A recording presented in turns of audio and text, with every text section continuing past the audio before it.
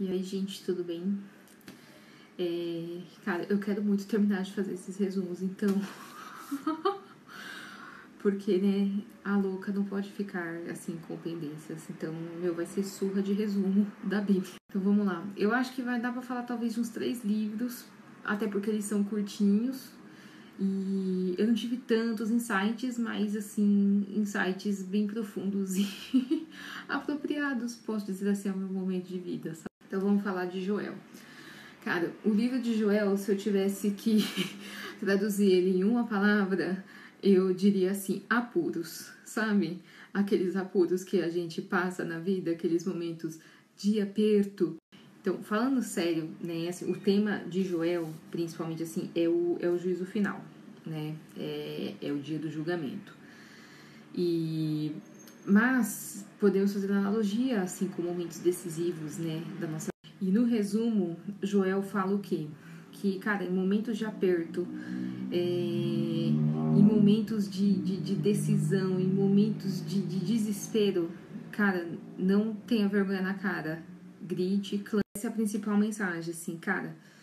Clamor, jejum, arrependimento, humilhação, sabe? Aquela máxima, assim, que quem precisa não tem que ter vergonha, quem tá no aperto tem que... E eu vivi isso muito recentemente na minha vida, né?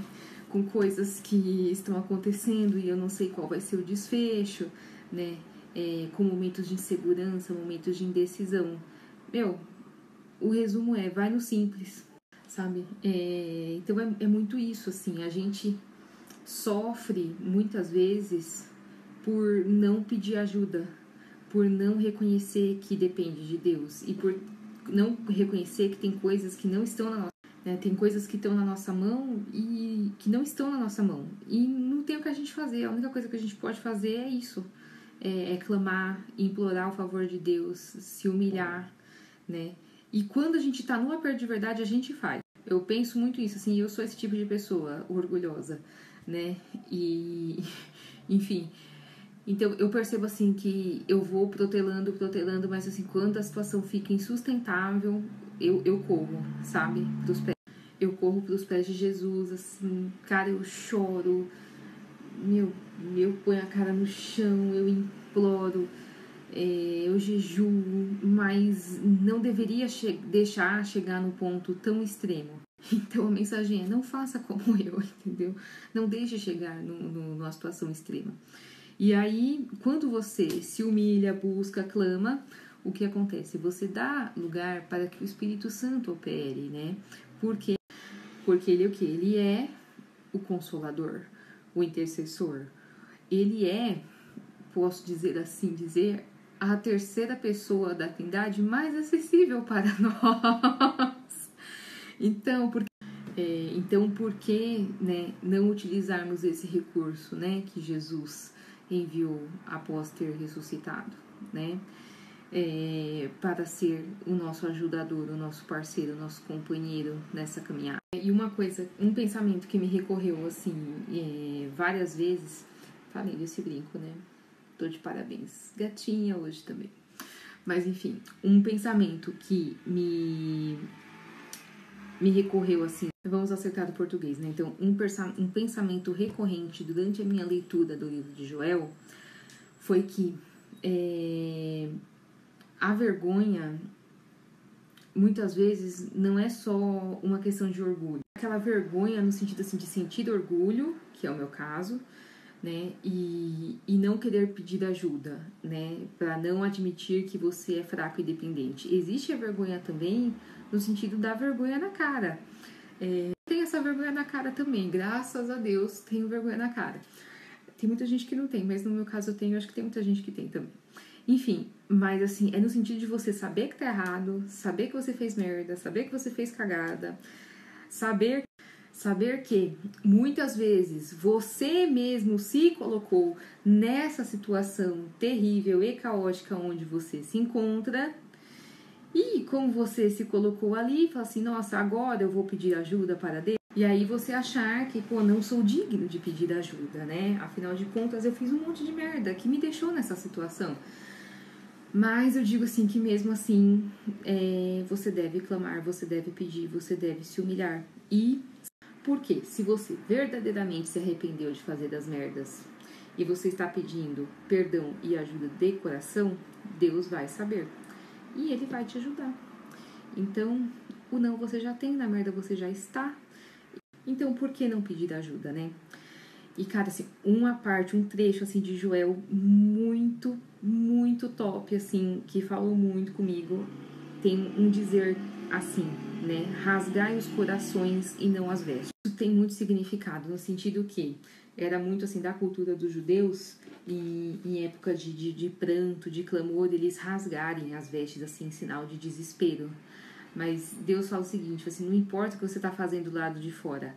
Eu quero é que você faça isso no seu interior, que você rasgue o seu coração, né? Que você admita que você precisa, que você reconheça os seus erros, que você se converta de verdade dos seus maus caminhos.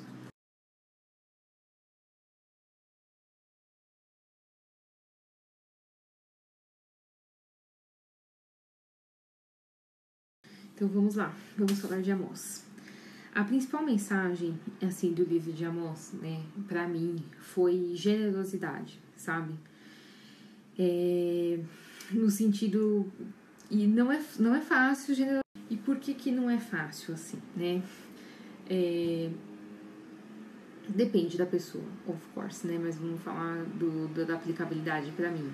Não é só o desprendimento material de... Então, assim, não é o desprendimento material de doar o dinheiro, sabe?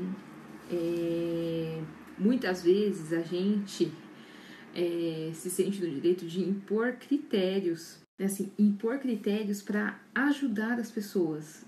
E quando a gente impõe critérios para ajudar as pessoas, a gente está se colocando na posição de juiz. E nós não podemos ser juízes de ninguém, não é mesmo? Porque juiz é só Deus. Assim, e a generosidade, ela é um dever.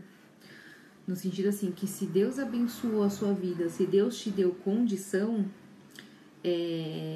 aquilo não é só para você, é para você ajudar e compartilhar é para você compartilhar com as pessoas também, sabe? E é um dever, assim, do cristão e da pessoa que é abençoada cuidar dos pobres e dos necessitados, sabe? Mas porque muitas vezes eu já pensei assim, nossa, se Deus é tão bom, por que existe a pobreza? Por que existem os necessitados? Por que essas pessoas não são supridas pela natureza? Ou porque elas não conseguem um emprego? Que acontece assim, né, gente? E eu, com o tempo e a maturidade, assim, a idade, eu fui aprendendo isso. As pessoas, elas são diferentes. Nem todo mundo tem a mesma força interior, a mesma garra. Tem pessoas que têm uma estrutura emocional, uma estrutura física, que acontecem certos tipos de dificuldades na vida dela, que ela não tem força para se erguer, sabe? E se graças a Deus a gente tem essa estrutura emocional, né, de conseguir se levantar, mesmo abalados por problemas, a gente conseguir se levantar, se erguer, seguir com a vida, a gente tem essa energia, a gente tem essa garra de querer mais, é justamente, assim, para o nosso sustento, mas para ajudar essas pessoas que não têm força, que não têm energia, ou que não conseguem, assim, ter levado, assim, tiveram dificuldades na vida que não conseguiram superar. Então, assim, é um dever, porque se Deus nos deu, é um dever compartilhar, né? E digo mais, assim, a generosidade, ela não está relacionada somente à parte financeira. Muitas vezes você precisa doar do seu amor, do seu tempo. O que às vezes pode ser muito mais difícil doar seu tempo, seu amor, seu carinho, sua energia, do que doar dinheiro. Às vezes é muito mais fácil você doar dinheiro, você doar uma cesta básica. E existe uma recompensa na generosidade. Quem alguma vez na vida já fez algum trabalho social, seja de doar roupa, distribuir sopa, cobertor, então existe uma recompensa em fazer o bem, em ser generoso. E essa recompensa é muito mais para quem dá do que para quem recebe. porque você entra em harmonia. Eu acho assim que quando a gente faz o bem, quando a gente é generoso, a gente entra em conformidade com o que Deus deseja de nós, que é sermos pessoas boas e é amarmos o próximo, entende?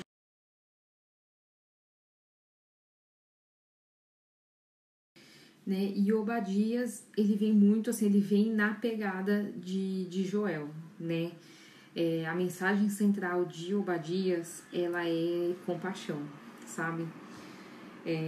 Porque muitas vezes, e eu sou esse tipo de ser humano horrível, tipo assim, pareço fofinha, veio a Bíblia, mas sou um ser humano horrível por dentro, tentando melhorar.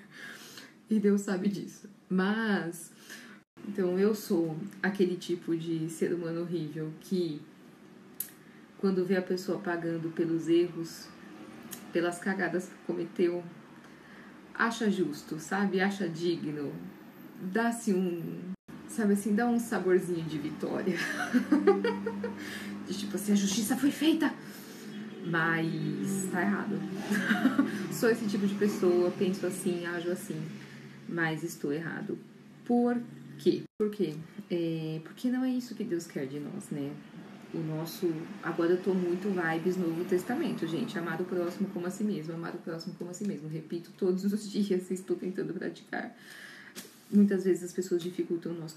Tem gente que a gente sente, nós fala assim, me ajuda a te ajudar, me ajuda a te amar, né? Tenta fazer menos merda, tenta fazer eu te odiar menos. Mas enfim, Deus quer que a gente enxergue com compaixão.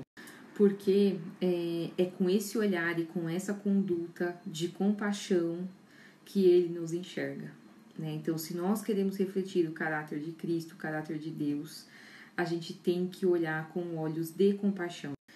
Então, mesmo assim, lógico que Deus é justo. Então, uma vez assim, um erro cometido, uma falha cometida, vai trazer consequências, né? Então, a gente não deve se alegrar com a pessoa. A gente não deve se alegrar com a pessoa pagando pelos erros que ela cometeu. Por mais que isso seja justo e por mais que a gente acha que é o certo acontecer, nós não devemos nos alegrar com isso. Muito pelo contrário, né? Deveríamos oferecer, né, a nossa solidariedade, o nosso apoio para essa pessoa que está aí passando por um momento de dificuldade. Mas Deus conhece o limite de cada um. Então, se você não consegue oferecer pelo menos o apoio, não vamos nos alegrar.